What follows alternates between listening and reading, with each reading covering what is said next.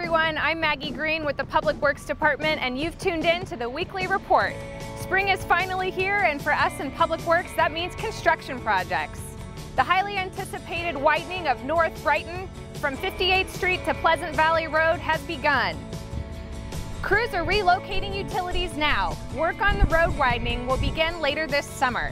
The project will also include sidewalks, bike lanes, and new street lighting. Thanks to the city budget that was recently passed, additional funding for street repairs will be made available May 1st. $7 million was added to the budget. Last year, Public Works crews resurfaced more than 150 lane miles and installed 117 ADA corners from this fund.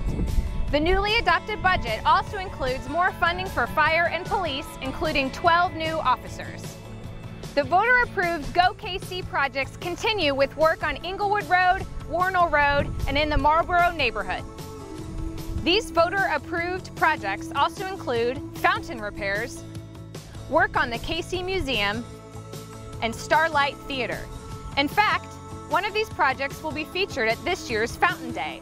Join us on Tuesday, April 16th at 11 a.m. at the Delbert Half Fountain as the city turns on the fountains for the 2019 fountain season. For more info on Go KC projects, visit our website at kcmo.gov/GoKC. And as a KCI flyer, I am super excited that we broke ground this week on the new single terminal at KCI.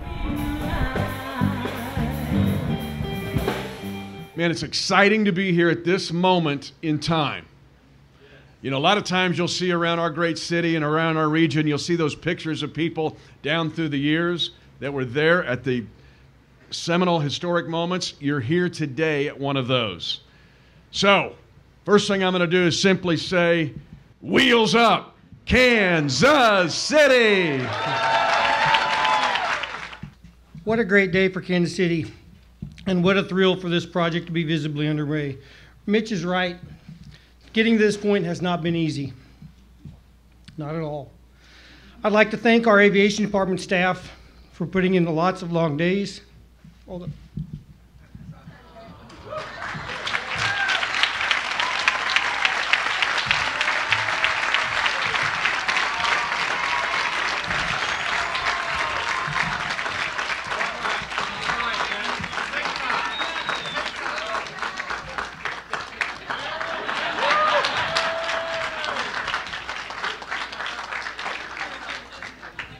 I wasn't expecting that. You can turn those cameras off. Good jobs are the key to strong families, which is what we're all about. And the KCI project will provide many years of steady income, not only on the terminal project, but on the ripple spin-off effect of all the development from the $1.5 billion investment into our community. And that's what this is all about. I want to thank the voters of this city. I want to thank the people of this city. I have had this remarkable vantage point to see what happens when we all figure out that we have a place to go, and that when we work together, we can get there better, more efficiently, and quicker. And then to see us want to go and go and go again, because we've learned that the trick is, if you want to go fast, you go alone. If you want to go far, you go together. We're going far, and we're doing it by going together. 3, 2, 1. Let's build KCI!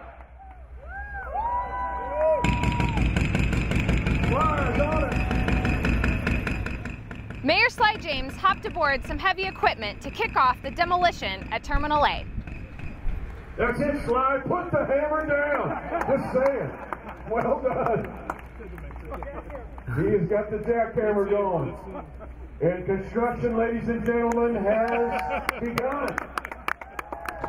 The construction is expected to bring nearly 5,000 construction jobs and employ more than 40 minority and women-owned businesses. Edgemore, the city's contractor for the project, has set a goal of 20% minority-owned and 15% women-owned businesses to work on the project. Visit buildkci.com for more info.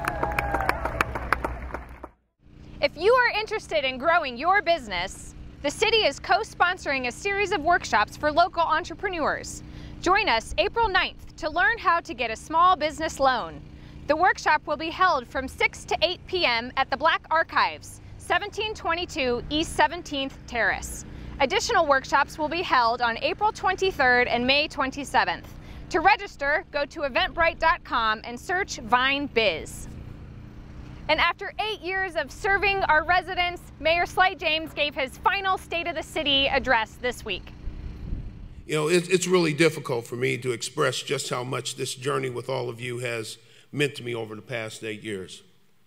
I have also had the great fortune to work with some incredibly skilled and dedicated people who are responsible for making the city run each and every day. If you're a city employee in this room, would you please stand and be recognized for your hard work and the things that you do?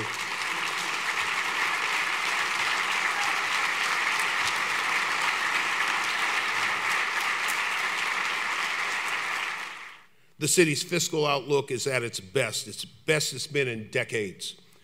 And we have Troy and his department heads, particularly Randy. Where are you, Randy? Randy, Mr. Darth Vader, our finance director. There he is. And all of the other department heads. I see you, Sherry, as well.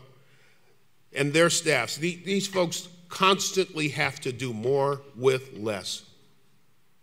And each and every year it gets a little tougher, and each and every year they get a little better. They get to be a little more innovative, and they get the job done, and they never, ever get the courtesy and the recognition and the respect that they truly deserve. All I can tell you is in the 8 years that I've had to work with people, I don't think I've ever worked with more dedicated people than the people who work for the city of Kansas City. They work their tails off. They show up in the cold. They work all night long. They work for a lot less money than they could get paid for in the private sector. And they do it with a smile, and they do it because they love this city. And they do it because they believe in the organization and they believe in their leaders. That's what Kansas City is all about. If you want to watch the entire State of the City or any Channel 2 videos, go to our YouTube page at youtube.com/kcmo.gov. Thanks for watching the Weekly Report. I'm Maggie Green with the Public Works Department. Now stay tuned for some great videos from other city departments.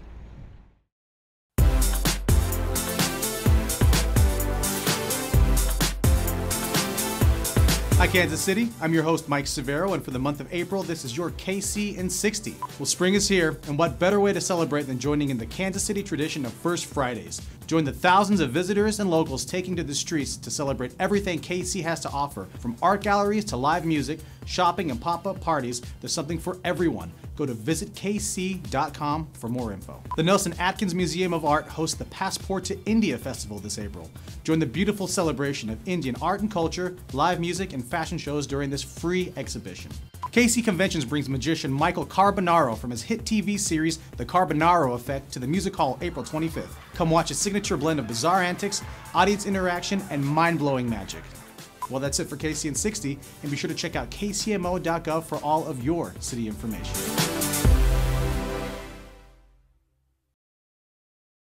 Did you know there's a way to get answers from KCPD without calling 911? The number 234-5111 is available for non-emergency inquiries. Communications Supervisor Jeannie Rast explains. The number 234-5111 is answered or monitored on a 24-hour basis here in the communications unit. Whenever they call in, they could ask things about illegally parked cars, about a stealing that might have happened at their house. They don't know when it happened or who was the suspect. A noise disturbance if there's not a fight involved, but it's a large crowd. Stolen autos. If they don't know who's taken the stolen auto, they do have a time span, let's say quite a while or overnight, and they don't know who the suspect is, also that kind of call. 311 takes care of calls for service that would pertain to animal health calls. The illegally parked cars also, if they're a nuisance or abandoned, they take those. But with us, we're more of an informational, where you could call, a number where you can call and ask any type of question. We do get some calls where they are not police related, but we will make references or possibly answer the question if we know the answer. The 911 calls come in to the call center, and they are the higher priority. So those calls are answered first. And then once all the 911 calls are answered, it would go to that informational line of 234-51111. And that way, it kind of gives a higher priority to the 911 callers. Some of the things that are asked to on the number that are non-emergency, if there's a race downtown or an event downtown or anywhere in the city, if any of the streets are going to be closed, they can call. A lot of times too, if there's storm-related questions, people are trying to see what areas might have problems to check on loved ones. That might be the number to call, would be the 234-5111. The 234-5111 number is the non-emergency number for the police. The city also provides information from 7 a.m. to 7 p.m. Monday through Friday at their 311 number or 513-1313. I'm Officer Shelley Gaddis. Have a safe week. Bayer's been supporting bee health for more than 25 years. And as an agricultural company, we recognize the importance of pollinators. More than 1/3 of every bite of food that we eat is pollinated by honeybees. And also about 80% of all of the flowers and plants, many of which you see here in this beautiful park, also require pollination. We're very pleased to be able to plant a pollinator patch here, which will really help raise the awareness about the importance of pollinators and what people can do to help establish forage and good nutrition and habitat for pollinators. We are in Kansas City, and Kansas City, for those of you that know, is known for boulevards and fountains and many pretty flowers. And of course, where there are flowers, there are honeybees. So there's a nice connection there. As far as Bayer Crop Science's operations here in Kansas City, we've been here for more than 50 years, and we're very proud of our long-standing support of partnerships and collaborations, and they make our over 700 employees here in Kansas City a strong part of our community. I actually am a kind of amateur landscape designer myself, and I do design gardens for Keep Kansas City Beautiful, which is part of Bridging the Gap. So I did some of the research on the bee gardens, and then I had grown-ups look at my work and make sure that I was doing the right thing. Actually, Bill Fessler looked it over. The Missouri Department of Conservation has approved this patch to make sure that we have everything just right for the bees. But I want to share with you a few things that I learned in the process, because I didn't really know that much about gardening for bees. Obviously, we want plants that bees love. But what does that mean? Well, it means pretty much year-round bloom if we can possibly do it. And that means that instead of doing a lot of repeating that you might usually do in a garden design, we've actually got a diversity of species with a lot of different flower shapes and colors, because bees have color sensors. Right behind me is a witch hazel that can actually bloom in winter, and it's a native plant.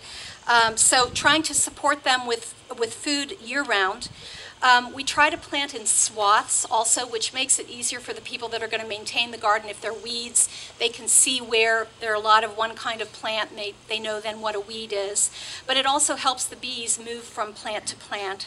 So we're doing a pollinator patch planting partnership in a park, right? So how many peas can we get out there? It's a great opportunity, and there again, we're glad you're here today, and thanks for the beautiful weather. Would expect this usually on the middle part of August, and so let's enjoy it, and I'm glad for the opportunity. Once this is planned today, we get the opportunity to maintain it, which I think is great. We can find the weeds between where they should be weeds and should not be weeds, and a little bit of mulching going along with it. And thanks for the opportunity. Thanks for choosing the Lakeside Nature Center, and thanks for coming to Swole Park. 1, 3 or something like that? Yeah. Call it out, Heidi, here. Okay, 1, 2, 3.